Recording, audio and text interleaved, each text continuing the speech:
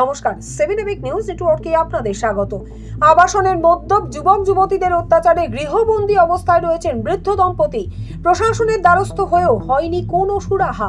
অসুস্থ অবস্থাতেই তীব্র আতঙ্কে দিন কাটাচ্ছেন তারা। ঘটনাস্থল পানিহাটি পৌরসভার 17 নম্বর ওয়ার্ড।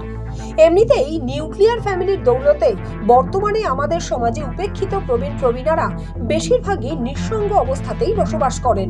অসুস্থ আসক্ত অবস্থায় অসহায় বৃদ্ধ বৃদ্ধাদের একাকিত্বই সঙ্গী।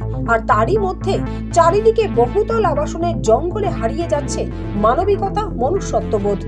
এইসব অসহায় মানুষগুলোর প্রতি সহানুভূতি তো দূরে থাক, তাদের প্রতি উপেক্ষা ক্রমশ বেড়েই চলেছে। আর এমনই ঘটনার শিকার হয়েছেন পানিহাটি পৌরসভার 17 নম্বর ওয়ার্ডের বাসিন্দা স্বপন সেন এবং বেবি সেন নামের বৃদ্ধ দম্পতি। দীর্ঘদিন ধরেই কিডনির রোগের সমস্যায় ভুগছেন বৃদ্ধা বেবি সেন। আর চিকিৎসকদের পরামর্শ অনুযায়ী এই ধরনের রোগের ক্ষেত্রে রোগীর জন্য বাইরের বিশুদ্ধ হাওয়া বাতাস শরীর ভালো রাখতে খুব প্রয়োজন। কিন্তু তাদের বাড়ির ঠিক পাশেই গজিয়ে ওঠা আবাসনের বাসিন্দা কিছু মদ্যপ যুবক যুবতীদের অত্যাচারে অতিষ্ঠ হয়ে বাড়ির জানলা দরজা বন্ধ করে গৃহবন্দী অবস্থায় থাকতে বাধ্য হচ্ছেন এই বৃদ্ধ দম্পতি। অভিযোগ, দীর্ঘদিন ধরেই ওই আবাসন থেকে যুবক যুবতীরা মদ্যপান করে সেই মদের বোতল তাদের বাড়ির জানলা লক্ষ্য করে ছুঁড়ে মারছে। শুধু তাই নয়, ওই আবাসিকদের তাদের ঘরের ময়লা আবর্জনা বর্জ্য পদার্থও ফেলছে এই বৃদ্ধ দম্পতির বাড়িতে। আবাসনের আবাসিকদের বারংবার জানানো সত্ত্বেও কোনো হেলদোল নেই কারোরই। আর তাই এহেন চরম সংকটে পড়ে একরকম বাধ্য হয়েই দিনের পর দিন গৃহবন্দী অবস্থাতেই বসবাস করতে বাধ্য হচ্ছেন অসহায় বৃদ্ধ দম্পতি। শুনুন কি জানালেন অসুস্থ বৃদ্ধা বেবি সেন। বাড়ির পাশে রাধিকা ভবন থেকে অনেক দিন ধরে মদের বোতল ছোড়াছুড়ি করে রাত্রিবেলা।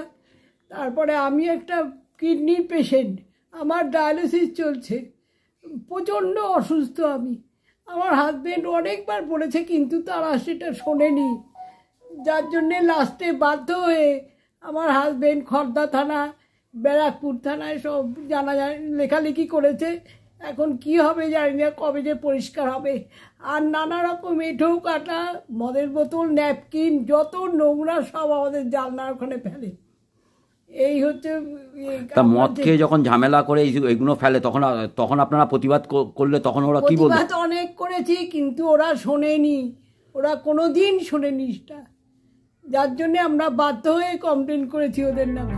অবশেষে নিরুপায় হয়ে খড়দহ থানার পুলিশের দ্বারস্থ হয়েছেন আতঙ্কিত অত্যাচারিত বৃদ্ধ দম্পতি। কিন্তু প্রশাসন নির্বিকার। খড়দহ থানার পুলিশ এ বিষয়ে কোনো পদক্ষেপ গ্রহণ করেনি বলেই অভিযোগ। আর দীর্ঘদিন গৃহবন্দী অবস্থায় প্রবল সমস্যার সম্মুখীন হওয়ায় বাধ্য হয়ে এবার ব্যারাকপুর পুলিশ কমিশনারের দ্বারস্থ হয়েছেন তারা।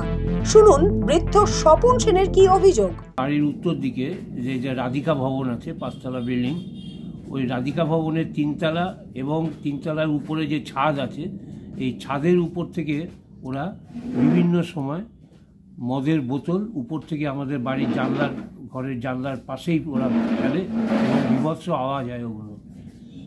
হ্যাঁ, তাই এই আওয়াজের জন্য আমি অনেকবার ওদের এগেন্সে আমি অনেক প্রতিবাদ করেছি, বিল্ডিংয়ের লোকেদের কাছে বিভিন্নভাবে প্রতিবাদ করেছি, কিন্তু সে প্রতিবাদের মৌখিক প্রতিবাদ আমার কোনো কাজে আসেনি।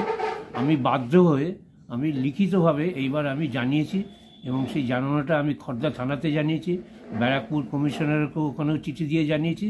এখন তারা কি করবেন না করবেন তাদের আশা। তা আপনি এই যে প্রতিবাদ করলে আপনাদেরকে যে গালিগালাজ করে, সেই সময় অন্য যারা আবাসিকরা আছে তারা কিছু বলে আপনাকে? না, তারা কেউ কিছু বলে না। পার্টিকুলার ওখান থেকে বিভিন্ন মুখ তো দেখা যায় না, গালিগালাজগুলো করে সেগুলো ওরা ঘরের ভিতর থেকে করে, সেগুলো আমি তাদের মুখ দেখতে যাই না। আমিও অসুস্থ, আমার ওয়াইফও অসুস্থ, তা কাজে আমরা জানলা দিয়েও দেখতে যাই না, কিন্তু উপর থেকে আমি নিজের চোখে দেখেছি উপর থেকে ফেলে। অমানবিক এই বিষয়টি নিয়ে আমরা কথা বলেছিলাম 17 নম্বর ওয়ার্ডের পৌরপিতা সোমনাথ দের সাথে। তিনি জানালেন এ ধরনের ঘটনা কোনোভাবেই বরদাস্ত করা হবে না। জানলাম যে থানায় কমপ্লেন করেছে, আর এটা তো পৌরসভার ব্যাপার না, কে মদ খাচ্ছে কার সাথে গন্ডগোল করছে, কারণ ফ্ল্যাটের কালচার ভ্যারাইটিস টাইপের লোক কোথা থেকে এসে ঢুকছে আমাদের জানাও নেই। এত যদি এরকম কোনো খবর আমার কাছে আসে এবং আপনাদের মারফত যেটা পাচ্ছি, অবশ্যই আমরা সামাজিক পরিবেশটাকে যাতে নষ্ট না হয় তার ব্যবস্থা অবশ্যই করব। সুষ্ঠু পরিবেশ যাতে থাকে, মানুষ যাতে সবাই একসাথে বসবাস করতে পারে। অ্যাজ এ কাউন্সিলর হিসাবে আমাদের যতটুকু করণীয় ক্লাব কর্তৃপক্ষ, পাশে অভ্যুদয় সংঘ আছে, তাদেরকে নিয়ে, ক্লাবগুলোকে নিয়ে একসাথে করে আমরা অবশ্যই এর বিরুদ্ধে ব্যবস্থা নেব। আপনার নাম? সুস্থ সমাজকে কেউ অসমাজ তৈরি করবে, অসুস্থ সমাজ তৈরি করবে, সুস্থ সমাজকে কেউ নোংরামো করবে, এটা আমি বরদাস্ত করবো না। তার বিরুদ্ধে যথাযথ ব্যবস্থা নেওয়া, আর আইনের পথেই চলবে যদি কেউ অন্যায় করে থাকে। রাজা দে, 7 এবিক নিউজ নেটওয়ার্ক, পানিহাটি।